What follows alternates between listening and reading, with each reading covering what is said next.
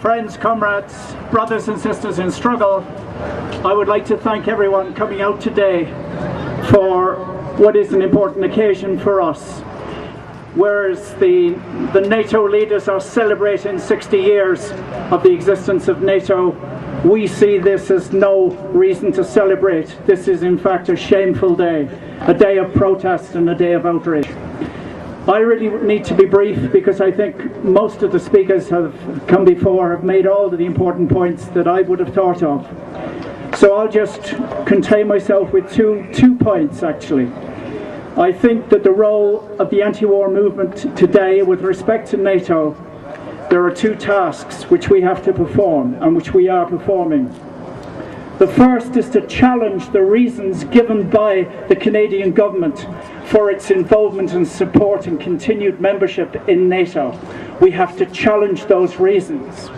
And what is the primary reason that the Harper government has given, and other European governments and the American government?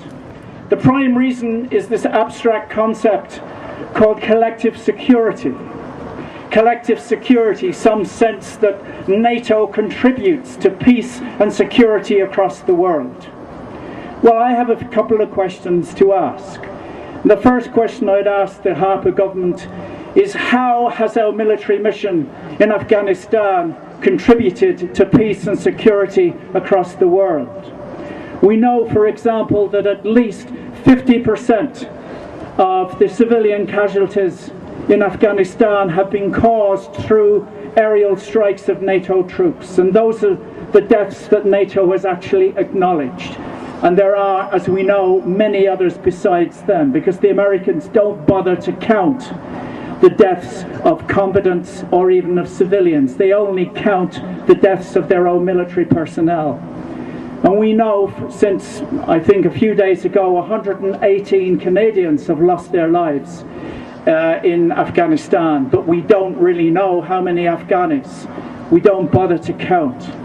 So my first question is, how has the killing of innocent civilians and the killing of Afghanis who are trying to defend their country against foreign invaders contributed to so-called peace and security? How does destroying the poppy crop in Afghanistan, which Canadian soldiers on the orders of the Americans are now doing, how does crop eradication programs help peace and security in the world? If you destroy a family's livelihood and their means of subsistence, why are you surprised if they take up guns and try to repel you as foreign invaders from their country? We would all do the same, and many of the countries we've come from as immigrants, we have done the same against foreign invaders. Why should Afghanis be any different? The problem, I think, is that the motivating reasons, which are never really put clearly, for the NATO aggression in Afghanistan is partly racism and partly the search for profits in terms of new resources and new markets. Racism because somehow the lives of Afghan people don't count the same value as the lives of our own people. How does this contribute to peace and security around the world? And another issue with Afghanistan, how does propping up the puppet government of Karzai, largely installed by the Americans in a constitution which was designed in the United States, a corrupt government which we know a large amount of the financial aid never actually arrives at ordinary rural communities. How does propping up this puppet government which passes laws which are denigrating to women and denigrating often to other aspects of Afghan society, how does this contribute to peace and security?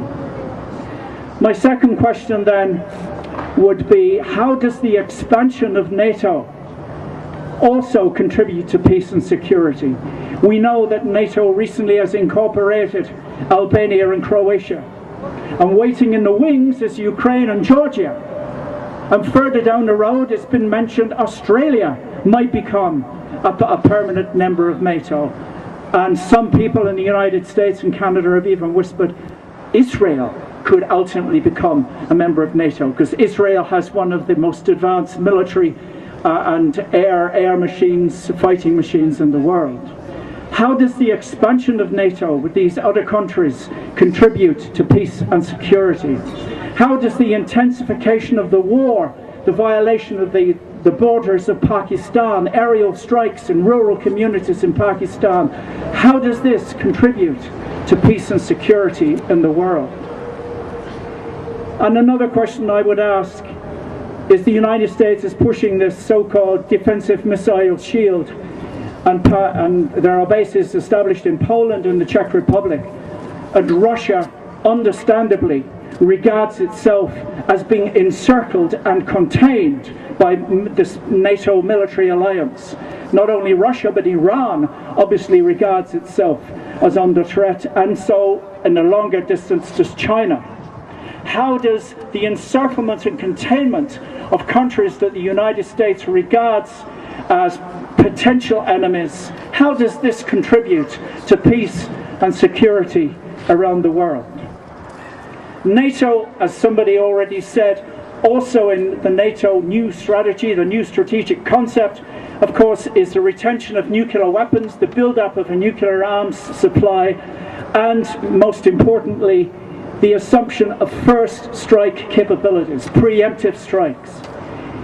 Canada is supposedly a signature of the Nuclear Non-Proliferation Treaty. How does the Canadian government square its responsibilities with that treaty, with a commitment to build up nuclear arms NATO, alongside the possibility of a nuclear strike? One of the obvious facts of NATO, again, which has been used by the United States to project its military and economic power in the world, is to sideline and circumvent the United Nations. The United Nations, which is our only hope for a democratic global institution. NATO is the purpose of NATO to a large extent is to circumvent and to sideline the United Nations. The United States certainly did this in Iraq, and although it didn't enable NATO to support it, it did the next best thing. It created a so-called coalition of the willing. In Afghanistan, the United States hijacked NATO. It unlawfully and immorally invaded a sovereign country which had never done anything to the United States. So there were training camps for Al-Qaeda, but Al-Qaeda training camps had been supported by the United States, by the CIA at the time of the Soviet invasion. So how does the invasion of a sovereign country on the pretext of humanitarian assistance and the so-called duty to respect, how does this contribute to world and global peace and security? So these are the things I think an anti-war government has to do. It has to challenge the lies and the pretext of the Canadian government. And the second thing it has to do is to reveal the real reasons why we are in NATO. And those reasons are not discussed in public by the government or by the military. It's the underlying agenda. And the first reason, obviously, is that NATO remains an organization through which the United States can project its military and economic power.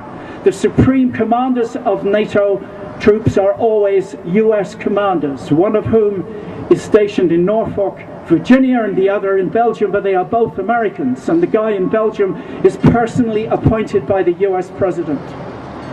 So the real reason, in a sense, that NATO exists is for the extension and projection of US power, of the US search for new energy resources in the Caspian Sea and in Central Asia. And Canada sees itself as a willing junior partner. But the second important reason, which I don't think anyone has mentioned so far, is NATO serves an important role in maintaining and sustaining the arms trade. The arms trade, which is a multi-billion-dollar trade, because NATO countries have to equip themselves with standardized munitions and standardized armaments, most of which are manufactured in Britain, in the United States, and in France. And Canada now, as you may know, has become sixth in the list of countries which produces and trades in armaments, with companies like SAE, Lavalin, and McDonnell Detweiler, and McDonnell Douglas, General Dynamics. The former Minister of National Defence in this country, Gordon O'Connor, was a major lobbyist for the Canadian arms industry. And now Rick Hillier, the former general of the Canadian troops, has joined O'Connor as being a major force here. So the second reason we're in NATO is to sustain the arms trade and to placate the arms lobby in our own country. The third reason, I think, as I said already, is to provide the US with a way of running around the United Nations. And another important reason why NATO is becoming so important in many countries, industrial countries, is in a period of recession and depression such as we are about to enter, we have entered, the surplus labor within many of these industrial countries is absorbed in the military. That instead of having unemployed, angry young men and women on the streets demanding jobs, demanding better houses, demanding adequate health care, they are absorbed into the military, where they are under military discipline, where they have no freedom of speech, no freedom of assembly, no opportunity to protest the capitalist crisis which has descended upon us. This is an important reason. The military absorbs surplus labor, and it always has done. Hitler did it, other demagogic and other fascist countries have done it, and capitalist countries today are following the same route. So where does that leave us? That leaves us as an anti-war movement pushing for some very basic changes. The first change, our demand that Canada live up to its international obligations. It respects international law. It does not support wars of aggression, illegal occupation and invasion of other countries. In other words, Canada respects the sovereignty of other countries as we expect others to respect our own sovereignty. We also demand, as everyone here has said, a withdrawal from Afghanistan, which is an occupation, an invasion which has caused countless lives to be lost and untold misery. The third is we demand a withdrawal from NATO itself, because this is an aggressive military alliance, a relic of the Cold War, which has become today part of the Western war machine. And we want no part. We want a politics based on peace and diplomacy and international respect. We do not want to be part of the Western war machine, which is controlled by the US for its own particular purposes. And finally, as everyone else has agreed, we need an anti-war government. Thank you.